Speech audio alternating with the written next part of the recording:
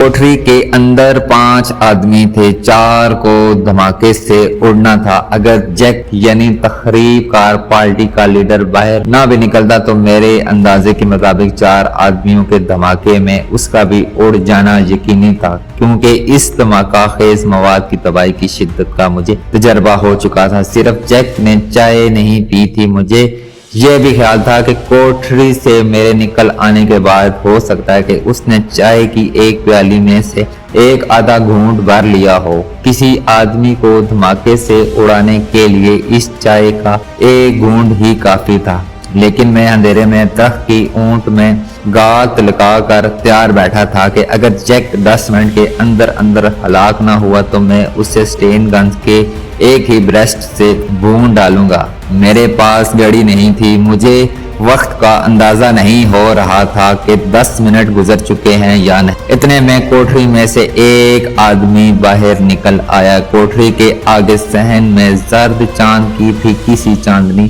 फैली हुई थी। मैंने उसे पहचान लिया, ये नंदलाल था। उसने मेरे सामने चाय पी थी। उसका जिस्म धमाके से फटने के करीब था। साथ ही हमारा पार्टी लीडर जैक भी आ गया। जैक के हाथ में स्टेन गन थी।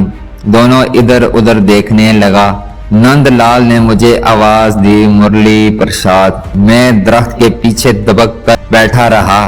3 हिंदू तकरीबकार कोठरी के अंदर ही थे। नंदलाल ने एक बार फिर मुझे आवाज दी, मुरली कहाँ हो तुम? फिर उसने जैक से कहा, मुझे मामला गड़बड़ लगता है। जैक गुल खान ने मुझे बताया था कि इस बार उसने धमाका खेज महलौल का वक्त थोड़ा बढ़ाकर 5 मिनट से 10 मिनट कर दिया है। यानी पहले ये मवाद 5 मिनट में फट जाता था, मगर अब इससे फटने में 10 मिनट लगते थे। मुझे पसीना आ गया, कुछ नहीं हो रहा था। या खुदा, कहीं गुल खान का तजर्बा फेल तो नहीं हो गया। इस दौरान एक और तकरीबकार कोठरी से बाहर आ गया। उसने बाहर आते ही पूछा, क्या हो गया लाला? अभी ये फिक्रा उसके मुंह में ही था कि एक धमाका हुआ, फिर दूसरा धमाका हुआ और मेरी आंखों के सामने नंदलाल और अंदर से आए जो तकरीबकार बाहर आया था। दोनों के जिस्म फट कर आग के शोलों के साथ रेजा रेजा होकर बिखर गए। जैक उछल कर एक तरफ गिरा। वो गिरते ही उठा और घबराहट में वो सीधा इन दरख्तों की तरफ दौड़ पड़ा जहां मैं गात लगाए बैठा था। मैं उठ खड़ा हुआ। जैक मेरी जद में था। ट्रैगर पर मेरी उंगली का दबाव पड़ा और स्टेन गन से पूरा ब्रेस्ट निकलकर जैक के जिस्म को छलनी कर गया।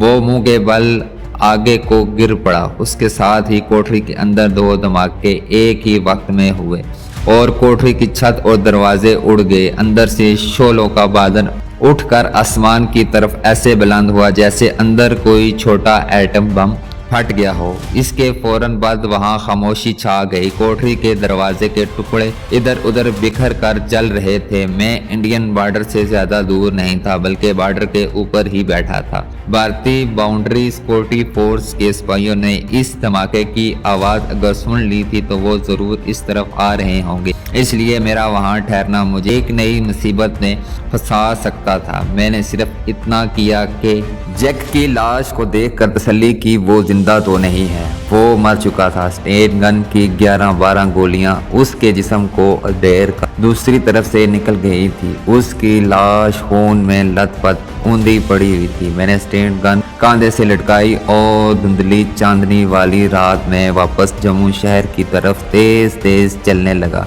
मेरी स्टेन गन में अभी भी बहुत गोलियां बाकी थी, आधे से ज्यादा इसका मैगजीन भरा हुआ था। मैं उसी रास्ते पे चला जा रहा था जिस रास्ते पर पार्टी लीडर जैक हमें लेकर आया था। धमाका खेज मवाद का बचा हुआ महलौल मेरी जीप में शीशी में महफूज पड़ा था।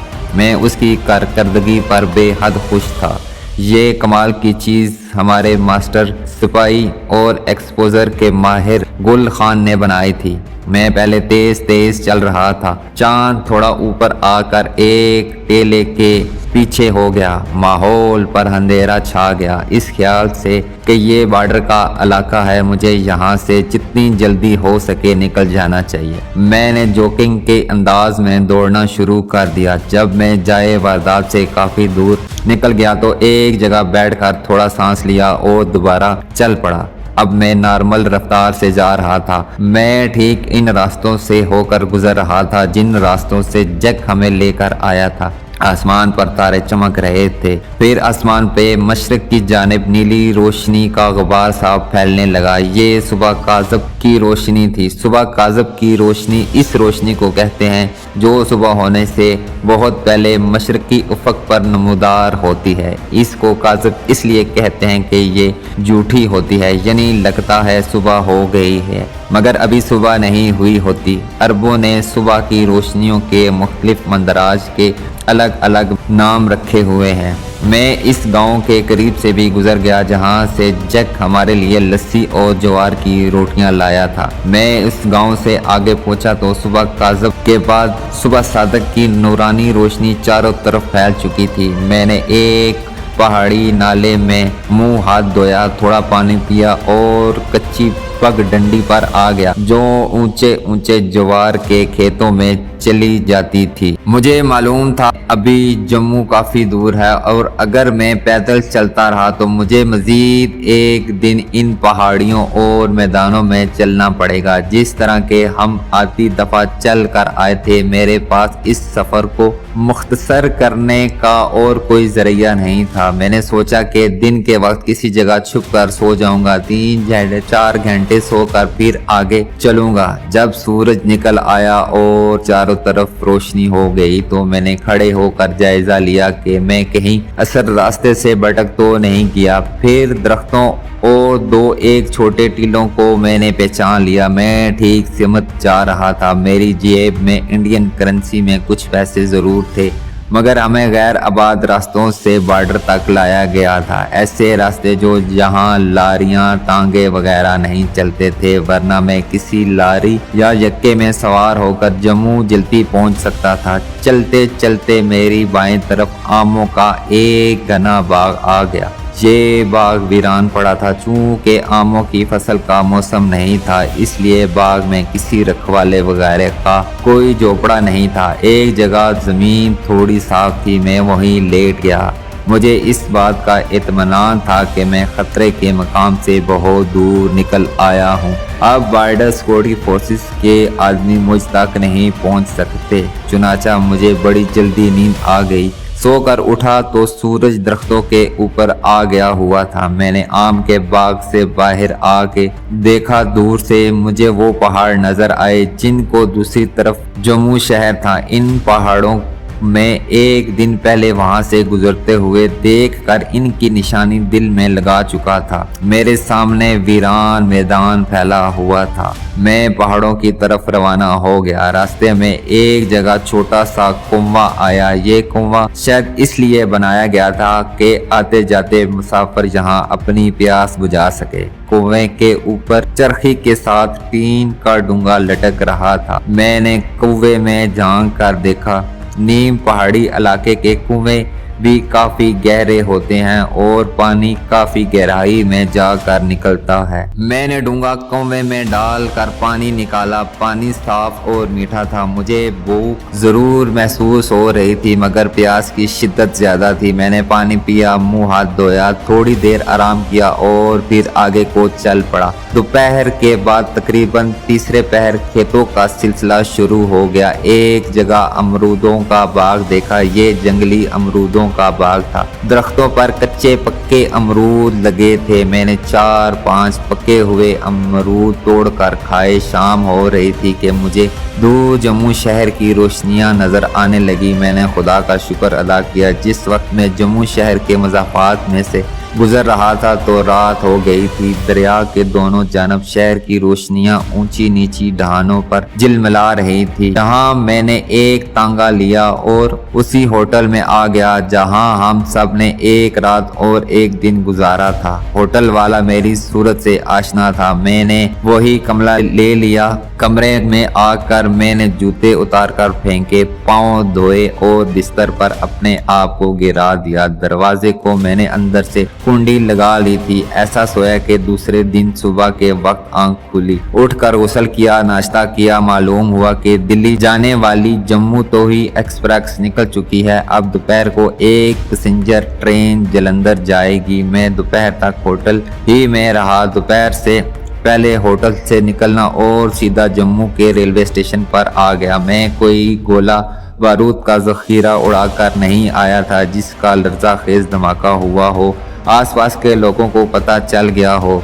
बड़े आराम से 5 पाकिस्तान दुश्मन भारतीय तखरीबकारों को जहन्नम में पहुंचा दिया था। छोटे छोटे महदूद किस्म के 4 धमाके हुए थे। 4 तखरीबकारों के जिस्म हवा तहलील हो गए थे और एक तखरीबकार को स्टेन गन का ब्रेस्ट मार कर मौत की नींद सुला दिया था। अगरचा बॉर्डर के करीब का इलाका था मगर धमाकों की आवाज़ ज़्यादा दूर तक नहीं गई थी, इसलिए मैं कदरे मुतमईन था कि पुलिस या खुफिया पुलिस का कोई आदमी मेरी तलाश में नहीं होगा। मैं ट्रेन में सवार हो गया। ट्रेन जलंधर की तरफ चल पड़ी। रास्ते में एक पुल मरम्मत हो रहा था। ये सुबह ही एक तरफ से खोला गया था। वहाँ गाड़ी ने 2 घंटे लगा दिए। जलंधर पहुँचते पहुँचते शाम हो गई। यहाँ से रात को दिल्ली जाने वाली गाड़ी मिली। दिल्ली पहुँचा तो सुबह काज़ब का वक्त हो रहा था। स्टेशन पर उतरते ही सीधा बस्ती निज़ामुद्दीन औलिया की तरफ रवाना हो गया। मोटर रक्शे ने जल्दी पहुँचा दिया। मुगल शहजादे की खानकाह के करीब से होता हुआ गुल खान के पुराने मकान में आकर खुफिया जगह से चाबी निकाली, दरवाज़ा खोलकर अंदर गया।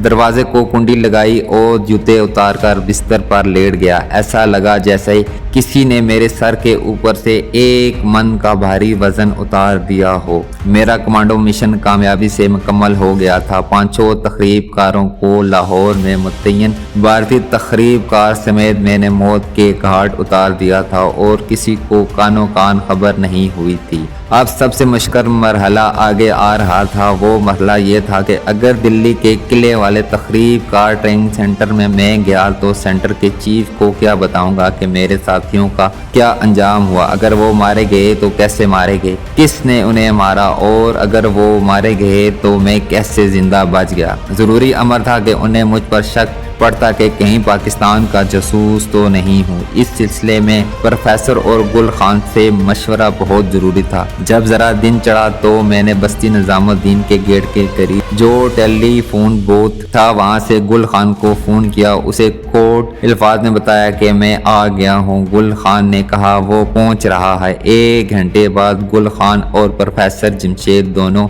मेरे पास पहुँच गए। मैंने उन्हें सारी रवादात सुना दी तो वो सोच में पड़ गए। प्रोफेसर ऐनक के शीशे साफ कर रहा था। कहने लगा, तुमने सब कुछ जल्दी में किया है। मैं समझता हूँ कि तुम्हें इनके साथ पाकिस्तान चले जाना चाहिए था। अगर पाकिस्तान जाकर तुम इन्हें हलाक करते तो बात समझ में आ सकती थी। अब मामला मशकूक हो गया है। गुल खान ने भी प्रोफेसर की तायीद की। मैंने कहा, अगर मैं उनके साथ पाकिस्तान चला जाता तो उन्हें हलाक करने के बाद मुझे वापस आने में मुश्किल पेश आ सकती थी। पाकिस्तान का बॉर्डर क्रॉस करना इतना आसान नहीं है। प्रोफेसर जमशेद ने गुल खान को मुखातब करते हुए कहा, गुल खान, अब जो होना था वो हो गया। तुम ये बताओ कि इसका वापस इन लोगों के पास जाना मुनासिब रहेगा जिन्होंने इसे पार्टी के साथ तखरीबकारी के वास्ते पाकिस्तान भेजा था। गुल खान थोड़ी देर गौर करता रहा, फिर कहने लगा, मेरा तो ख्याल है कि इसे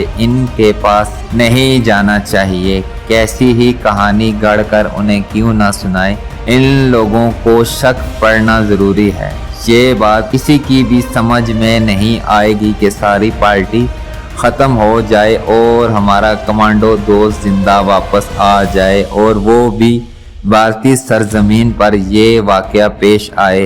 मैं ये कह सकता हूँ कि हम पाकिस्तान का बॉर्डर क्रॉस कर रहे थे कि पाकिस्तान रेंजर से मुठभेड़ हो गई। हमने भी फायरिंग की, हमारा असला ख़त्म हो गया, मेरे साथी मारे गए इस फायरिंग में और मैं बड़ी मुश्किल से जान बचाकर निकल आया। प्रोफेसर ने कहा, मेरा ख्याल है लक्ष्मी दयाल बड़ा का यह आदमी है वो तुम्हारी कहानी पर कभी यकीन नहीं करेगा। मैं तो तुम्हें यही मशवरा दूंगा कि अब तखरीबकारों के ट्रेनिंग सेंटर को भूल जाओ। मैंने इस पर इतराज़ करते हुए कहा, लेकिन प्रोफेसर, बुराई की जड़ तो अपनी जगह पर कायम है। मैंने आज इनके 5 तखरीबकार हलाक किए तो कल वहाँ से मज़ीद 5 तखरीबकार तैयार होकर पाकिस्तान स्मगल कर दिए जाएंगे। मैं तो बुराई को जड़ से काटना चाहता हूँ। मैं इस ट्रेनिंग सेंटर को इसके चीफ